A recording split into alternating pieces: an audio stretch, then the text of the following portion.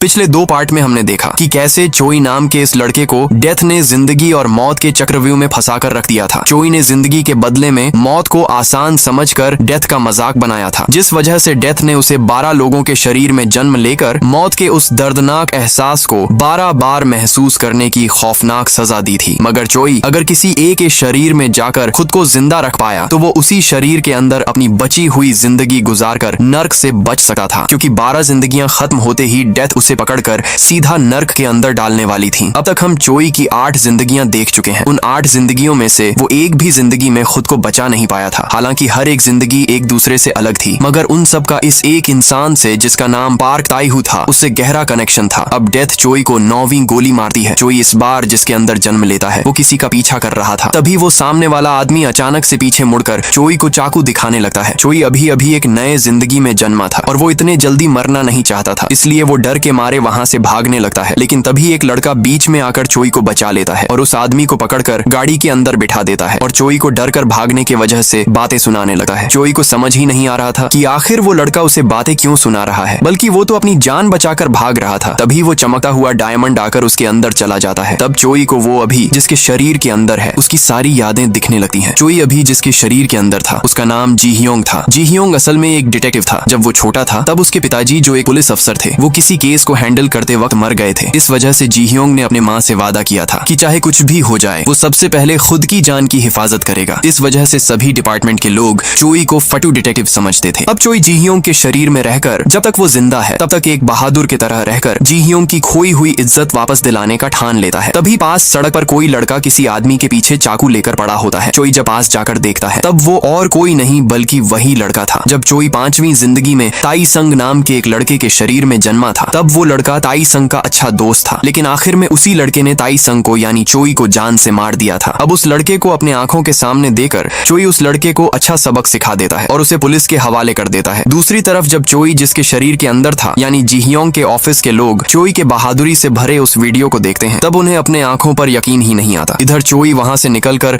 अपने junior detective को लेकर उस जगह पर जाने लगता है जहां पर वो पिछली जिंदगी में मरा था। दूसरी तरफ पार्क ताई-हू अपने घर पर बैठकर जिस तरह से उसने चोई को तड़पा तड़पा कर मारा उस बारे में सोचकर सुकून महसूस कर रहा होता है। तभी उसकी मैनेजर वहां आती है, मगर मैनेजर को देखकर पार्क ताई-हू उससे क्या वो उसके साथ डिनर पर चलना चाहेगी कर पूछता है, जिसे सुनकर मैनेजर तो बहुत खुश हो जाती है। मगर पार्क ताई-हू तो कुछ और ही सोच रहा था। वो मैनेजर को उसी जगह पर ले जाकर उसे भी तड़पा तड़पा कर मारकर वही सुकून वापस महसूस करना चाहता था। चोई अब डिटेक्टिव जी ह्योंग के शरीर में होकर अपने जूनियर डिटेक्टिव के साथ सीधा उस जगह पहुंचता है और सीधा उस खुफिया कमरे के अंदर चला जाता है जहां पर कई सारी स्क्रीन लगी हुई थी और उसके अंदर सारा सबूत वो सारी रिकॉर्डिंग्स मौजूद थी। चोई तुरंत उन सबूत को एक ड्राइव के अंदर इकट्ठा कर अपने पास रख लेता है। इधर जूनियर डिटेक्टिव पूरी तरह से हैरान होता है कि आखिर अचानक से फटू जी ह्योंग इतना बहादुर और होशियार कैसे बन गया। लेकिन जी ह्योंग के शरीर में तो अब चोई था। अब जी ह्योंग के बाकी ऑफिसर्स मिलकर उस जगह की अच्छे से तलाशी लेने लगते हैं। तभी जी ह्योंग देखता है कि वहां पर कोई तो गाड़ी लेकर आ रहा है। वो जब पास जाकर देखता है तब वहां पर पार्क ताई-हू ही होता है जो उसी मैनेजर के साथ वहां आया था। मगर चोई समझदारी से काम करते हुए पार्क ताई-हू को वहां से जाने के लिए कहता है, क्योंकि उस जगह की छानबीन चालू थी। पार्क ताई-हू इस बात से अनजान कि उसके सामने खड़ा वो डिटेक्टिव ही असल में चोई है। चुपचाप वहां से चला जाता है। अब सभी मीडिया में वो खबर पूरी तरह से फैलने लगी है कि कैसे एक आर्टिस्ट लोगों को तड़पा तड़पा कर मार डालता था और उन्हीं के खून से वो अजीब पेंटिंग बनाता था। लेकिन इन सब के बीच पार्क ताई-हू के चोई को मारने वाली रिकॉर्डिंग अभी भी गायब थी। तभी वो जूनियर डिटेक्टिव चोई से पूछता है कि आखिर उसने कुछ रिकॉर्डिंग को ड्राइव में कॉपी कर उसे सिस्टम से डिलीट क्यों कर दी, क्योंकि चोई को वैसा करते वक्त जूनियर डिटेक्टिव ने देख लिया था। तब चोई उसे सारी हकीकत बताता है कि जो सीरियल किलर लोगों को मारकर वो अजीब पेंटिंग बनाता था उसे मारने वाला इंसान और कोई नहीं बल्कि पार्क ताई-हू है। और पार्क ताई-हू शहर के सबसे बड़े कंपनी के मालिक का बेटा था, जिस वजह से वो लोग कभी भी सच्चाई दुनिया के सामने नहीं आने देंगे। इस वजह से उन्हें ही कुछ रास्ता ढूंढना पड़ने वाला था। उन दोनों की बातें चल ही रही होती हैं कि जूनियर डिटेक्टिव दूर इशारा करता है और कहता है कि वो बेचारी बिना वजह फंस गई। चोई जब पीछे मुड़कर देखता है तब वो और कोई नहीं बल्कि उसकी ही माँ होती है। चोई को समझ ही नहीं आता कि आखिर उन्हें पुलिस स्टेशन में आने की ऐसी क्या जरूरत थी और जूनियर डिटेक्टिव उनके बारे में ऐसा क्यों कह रहा है। तब जूनियर डिटेक्टिव उसे बताता है कि उनके घर में पैसों से भरा एक बैग मिला था और जिसने वो बैग रखा था वो उसी रात मारा गया था, जिस वजह से पुलिस उन्हें बार बार बुलाकर उनसे सवाल पूछती है। दरअसल जो पैसों का बैग मिला था वो चोई ने ही रखा होता है जब वो पिछली जिंदगी में जांगयून के शरीर के अंदर जन्मा था, ताकि उन पैसों से उनकी थोड़ी मदद हो सके। मगर जिस दिन उसने वो पैसों का बैग रखा था उसी रात पार्क ताई-हू ने उसे और जीसू को गाड़ी से उड़ाकर मार डाला था और उन सब का कनेक्शन बेचारी चोई के माँ के ऊपर आ गया, जिस वजह से उन्हें उन्हें हर रोज पुलिस स्टेशन आना पड़ता है। अब चोई हिम्मत कर अपने माँ के पास जाता है। चोई की माँ उसे पहचान नहीं पाती क्योंकि वो अब एक नए शरीर में था। चोई उनके पास जाकर पूछता है कि आखिर उन्होंने उस पैसों से भरे बैग के बारे में पुलिस वालों को क्यों बताया, उन्होंने वो बैग छुपाकर अपने ही पास क्यों नहीं रखा। तब चोई की माँ कहती है कि जब उन्हें वो पैसों से भरा बैग मिला था तब उन्हें ऐसा लगा था कि मानो उसके बेटे के यानी चोई के मरने के बदले में ऊपर वाले ने उसे वो सारे पैसे पनिशमेंट के तौर पर भेजे हों। तभी चोई की नजर अपने माँ के पैरों की तरह जाती है। तब उनके बाएं पैर के जूते के फीते खुले हुए थे। चोई खुद ही उन्हें बांधने लगता है और उनसे कहता है कि उन्हें नए जूते बिना फीते वाले लेने चाहिए, वरना वो इस वजह से गिर सकती थी। लेकिन चोई की माँ बताती है कि वो जूते उन्हें उनके बेटे ने यानी चोई ने गिफ्ट दिए थे, जिस वजह से वो उसकी याद में उन जूतों को पहनती है। जिसे सुनने के बाद चोई को बहुत बुरा लगता है। पहले तो उसके गलत फैसले ने उसकी माँ को इतना कुछ सहना पड़ रहा है और ऊपर से पिछली जिंदगी में उसके उस पैसे के बैग को रखने के वजह से अब उन्हें पुलिस स्टेशन भी आना पड़ रहा था। दूसरी तरफ वो खबर की कैसे चोई ने एक साइको आर्टिस्ट के सारे करतूतों का पर्दा फांस कर उसकी असलियत सारी दुनिया के सामने लाकर रखती थी। ये सारी चीजें न्यूज पर दिखा रहे होते हैं और वो खबर पार्क ताईहू भी देख लेता है। अगर ऐसा ही चलता रहा तो जल्दी ही उसकी भी असलियत सबके सामने आ जाएगी। इसलिए वो एक गैंगस्टर को फोन लगाकर जल्द से जल्द उस डिटेक्टिव को यानी चोई को खत्म करने के लिए कहता है। कुछ देर के बाद हम वापस से चोई के माँ को देखते हैं। जब वो बाहर आती है तब दरवाजे के हैंडल पर किसी ने कुछ छोड़ा होता है और उस पर एक चिट्ठी भी होती है जिस पर लिखा था कि अपना ख्याल रखना। चोई के माँ को तो कुछ समझ नहीं आता और वो वापस अंदर चली जाती है। दरअसल वो चिट्ठी चोई ने ही रखी होती है जो दूर खड़ा होकर अपने माँ को देख रहा था। तभी अचानक से एक आदमी चोई पर चाकू से हमला कर देता है और वो चाकू चोई को लग जाता है। इधर पार्क ताईहू को किसी का फोन आता है और वो फोन उसी न्यूज डायरेक्टर का होता है जिसे चोई ने कुछ देर पहले पार्क ताईहू के खिलाफ वो सारी रिकॉर्डिंग्स दी थी ताकि पार्क ताईहू की असलियत न्यूज के द्वारा पूरा शहर देख सके। मगर वो डायरेक्टर भी असल में पार्क ताईहू का पालतू था, जिस वजह से अब पार्क ताईहू को सारी हकीकत पता चल जाती है। फिर पार्क ताईहू उसी गैंगस्टर को कॉल करता है जिसे उसने चोई को मारने के लिए कहा था। मगर जब पार्क ताईहू उस गैंगस्टर से बात करता है तब दूसरी तरफ से चोई की ही आवाज आती है क्योंकि वो उस आदमी के उस चाकू के हमले से बच गया था और उसने उस गैंगस्टर को भी पकड़ लिया था जिसने उसे मारने के लिए आदमी भेजा था। अब पार्क ताईहू चोई को एक जगह पर मिलने के लिए बुलाता है। चोई भी हिम्मत से पार्क ताईहू से मिलने उस जगह पर जाता है। तब पार्क ताईहू चोई के सामने कुछ कागज रखता है और उस पर साइन करने के लिए कहता है। दरअसल वो कागज समझौते के थे जिस पर चोई को जो कुछ भी चाहिए वो मिल जाएगा, लेकिन उसे उस केस को यहीं पर बंद करना होगा, ऐसा लिखा होता है। चोई चाहता तो बहुत सारे पैसे और बहुत सारी चीजें मांगकर आराम से अपनी जिंदगी उस डिटेक्टिव के शरीर में गुजार सकता था, मगर अब उसे धीरे धीरे समझ आ रहा था कि पैसा ही सब कुछ नहीं होता और वो पार्क ताईहू से बदला भी लेना चाहता था। इसलिए चोई उस कागज को ही फाड़ देता है, यानी वो पार्क ताईहू को उसके सभी करतूतों की सजा दिलवाकर ही रहने वाला था। लेकिन जब चोई उस कमरे से बाहर आता है तब न्यूज में कुछ और ही दिखा रहे होते हैं क्योंकि जो रिकॉर्डिंग्स उसने न्यूज डायरेक्टर को दी थी सिर्फ उसका आधा हिस्सा ही न्यूज में दिखा रहे थे कि कैसे उस साइको आर्टिस्ट ने पार्क ताईहू को पकड़कर उस जगह पर लाया था और वो साइको आर्टिस्ट उसकी जान लेने वाला था, जिस वजह से पार्क ताईहू ने बचने के लिए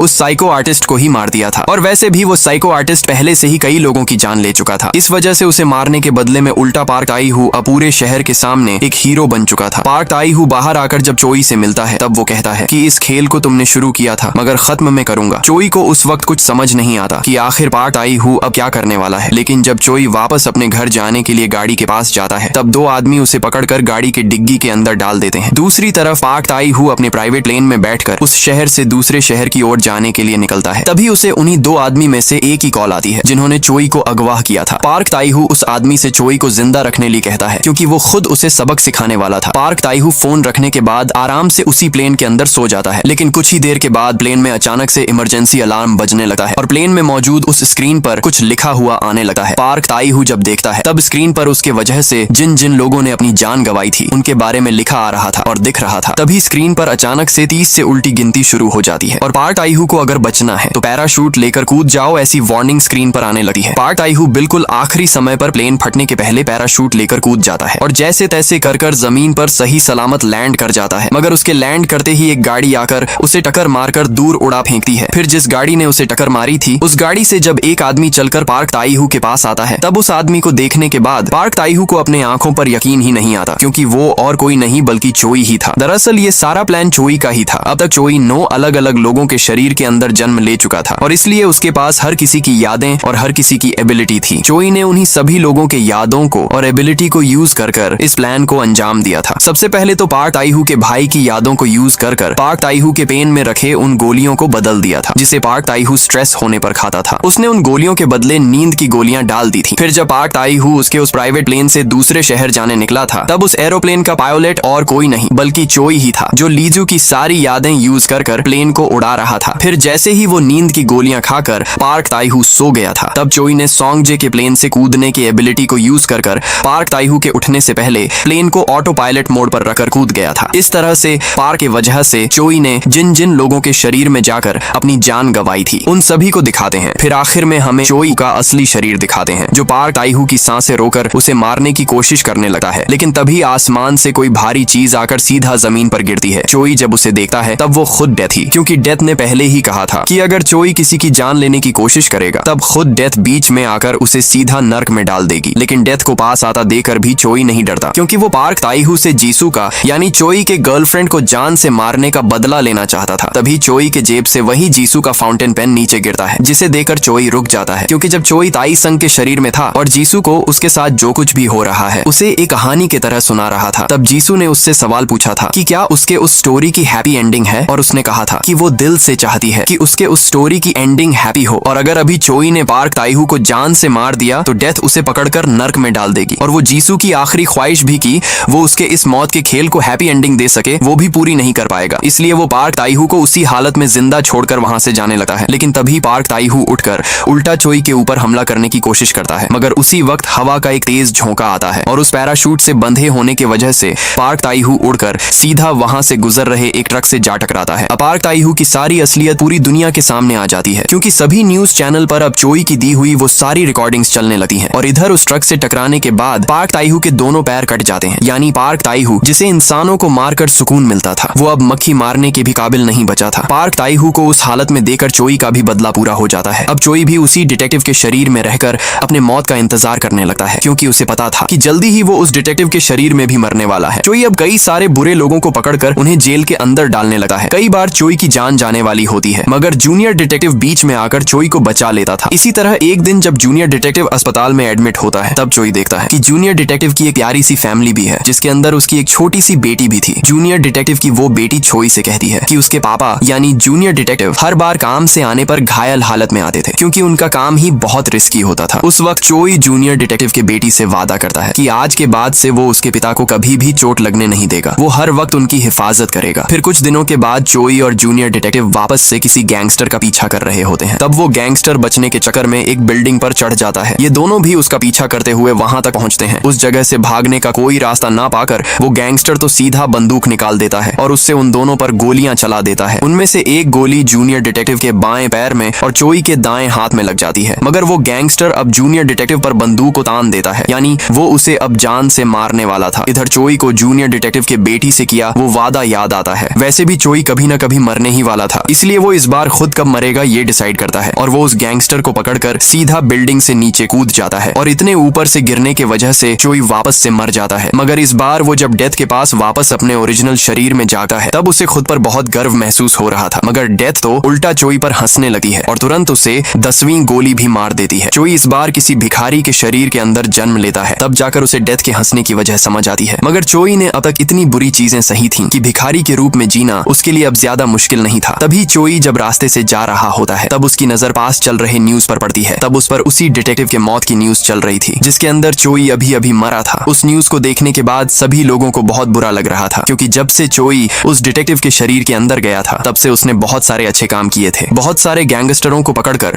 जेल के अंदर डाल दिया था। अब चोई अपने ही फ्यूनरल के जगह पर जाता है, मगर अब वो भिखारी था, इस वजह से वहां के ऑफिसर्स उसे वहां से भगाने लगते हैं। फिर चोई जब सीढ़ियों के पास जाता है तब उसे वही सीढ़ियों पर जूनियर डिटेक्टिव बैठा हुआ दिखता है, जो रो रहा था और सारी गलती उसी की है कर अपने आप से बातें कर रहा था। तभी चोई उसके पास जाता है और उसे दिलासा देने लगता है और उसे हिम्मत देने लगता है, मगर उस वजह से उल्टा जूनियर डिटेक्टिव उस पर भड़क जाता है और उसे आखिर वो है कौन कर पूछता है। जूनियर डिटेक्टिव के उस सवाल को सुनकर चोई गहरी सोच में खो जाता है, क्योंकि उसने अपने आप को खत्म करने के बाद अब तक 10 लोगों के शरीर के अंदर जन्म लिया था, मगर उनमें से कोई भी वो खुद नहीं था, क्योंकि उसने तो अपने आप को खत्म कर दिया था। यानी चोई को धीरे धीरे अब अपनी गलती समझ आने लगी थी। तभी वो देखता है कि वो चमकता हुआ डायमंड उड़ते हुए उसके पास आ रहा है, मगर इस बार चोई उस डायमंड से डरकर भागने लगता है, क्योंकि उसे अब कोई और बनकर नहीं जीना था। लेकिन भागने के चक्कर में वो सीढ़ियों से गिर जाता है और चोई की सीढ़ियों से गिरने की वजह से वहीं पर मौत हो जाती है। अब चोई डेथ के पास जब जागता है तब वो गुस्से में डेथ से सवाल पूछता है कि क्या उस डिटेक्टिव के शरीर में होकर उस बिल्डिंग से गिरकर उसका मरना तय था, या फिर ये उसके डिसीजन से वजह से हुआ। मगर डेथ तो जवाब देने के बजाय चोई से कहती है कि तुम खुद समझ जाओगे, और वो एक बार बार फिर चोई को याद दिलाती है कि उसके पास अब सिर्फ 2 जिंदगियां बची हैं और आखिरी जिंदगी के बारे में वो सपने में भी नहीं सोच सकता है। लेकिन चोई तो अब उस मौत के खेल से थक चुका था। वो जल्द से जल्द उस खेल को खत्म करना चाहता था, इसलिए वो अब जिसके भी शरीर में जन्मेगा तब तुरंत अपने आप को वापस से खत्म कर देगा, ऐसा डेथ से कहता है। हालांकि 12 गोलियां खत्म होते ही उसे नर्क में जाना पड़ने वाला था, मगर चोई को अब उसकी भी कोई परवाह नहीं थी। अब 11वीं बार गोली चलती है तब चोई एक ऐसे इंसान के शरीर के अंदर था जो किसी अनजान गली में रुका हुआ था। लेकिन चोई बिना किसी परवाह के कि आखिर वो किसके शरीर के अंदर है, सीधा सड़क की तरफ भागने लगता है, क्योंकि वो अब अपने आप को खत्म करने वाला था। मगर भागते भागते इसके पहले कि वो खुद को खत्म कर दे, वो चमकता हुआ डायमंड उड़कर उसके शरीर के अंदर चला जाता है। चोई अभी जिस इंसान के शरीर के अंदर था, उस इंसान के पास कुछ दिनों पहले तक सब कुछ था जो चोई को मरने से पहले चाहिए था, यानी एक अच्छी जॉब, एक अच्छी फैमिली। लेकिन कुछ दिनों पहले उस आदमी ने जिस कंपनी में काम कर कर अपने इतने साल दिए थे, उस कंपनी ने अचानक से उसे जॉब से निकाल दिया था और उसके पत्नी ने भी उससे डिवोर्स ले लिया था। उस आदमी के यादों को देखकर चोई को खुद की याद आ जाती है, क्योंकि वो भी अपनी जिंदगी से पूरी तरह से हार चुका था और उसने उस वजह से वो एक गलत कदम उठा लिया था। इस बार भी उसके पास वापस 2 ऑप्शन थे, या तो वो उस आदमी के शरीर में होकर भी खुद को वापस से खत्म कर दे, या फिर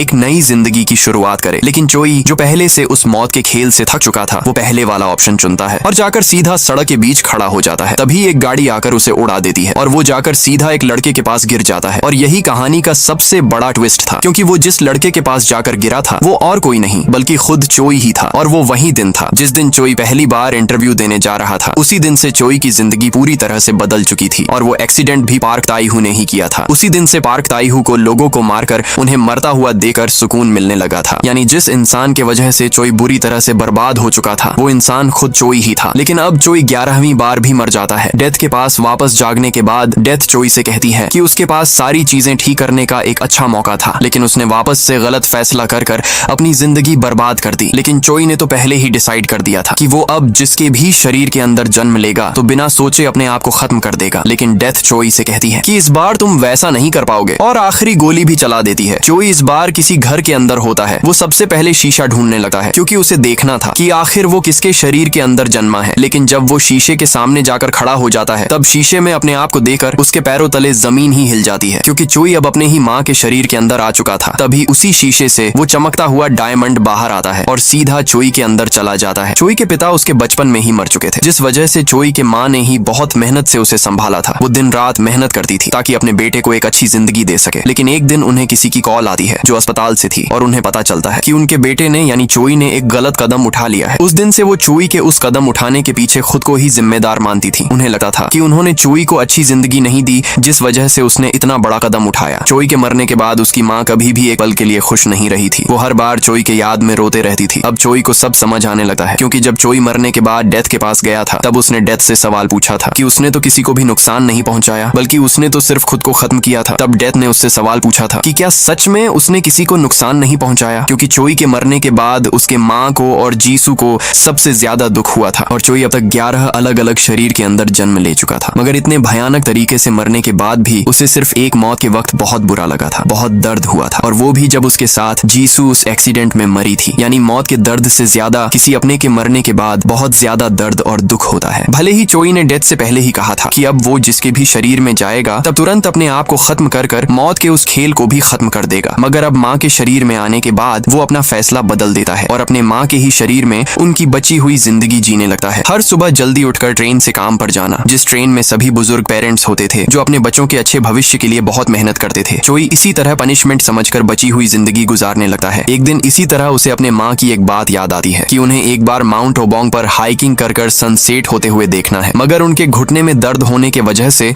वो कभी वहां जा नहीं पाई थी। अब चोई अपने माँ के शरीर में होकर माउंट ओबोंग पर हाइकिंग करने पहुंच जाता है। बहुत मुश्किलों के साथ कुछ समय तक चलते रहने पर चोई आखिरकार माउंट ओबोंग के चोटी पर पहुंच जाता है और खूबसूरत से उस सनसेट को देख लेता है, जिसे देखकर चोई को बहुत सुकून मिलता है, क्योंकि उसने अपने माँ का एक सपना पूरा कर दिया था। लेकिन वापस नीचे आते वक्त बहुत ज्यादा अंधेरा हो जाता है और उस अंधेरे के वजह से चोई का पैर फिसल जाता है और वो फिसल कर नीचे आ गिरता है, जिस वजह से उसे बहुत ज्यादा चोट आ जाती है। लेकिन वो अपने माँ को इस तरह से मरता हुआ नहीं देख सकता था, इसलिए चोई हिम्मत कर उठने की कोशिश करता है, मगर वो कर नहीं पाता और वहीं पर बेहोश हो जाता है। फिर जब चोई की आंख खुलती है तब वो अभी भी माँ के ही शरीर के अंदर था और वो एक अस्पताल में था। उसके सारे जख्मों पर मरहम पट्टी भी करी हुई होती है, यानी चोई उस हादसे से बच चुका था। अब हमें एक खुले मैदान पर एक प्यारा सा घर दिखाते हैं, जिसके बाहर चोई बैठा हुआ था, जो अभी भी माँ के शरीर के अंदर था और उसे अपने माँ के शरीर में आए 32 साल हो चुके थे। ये वक्त इतना ज्यादा था कि चोई खुद अपने ओरिजिनल शरीर में इतने सालों तक नहीं रहा था। चोई एक तस्वीर देखते हुए बैठा होता है जिसके अंदर उसकी माँ और जीसू भी थी और चोई गहरे सोच में खोया होता है कि वो जब जिंदा था तब हर वक्त उसे अच्छी जॉब आकर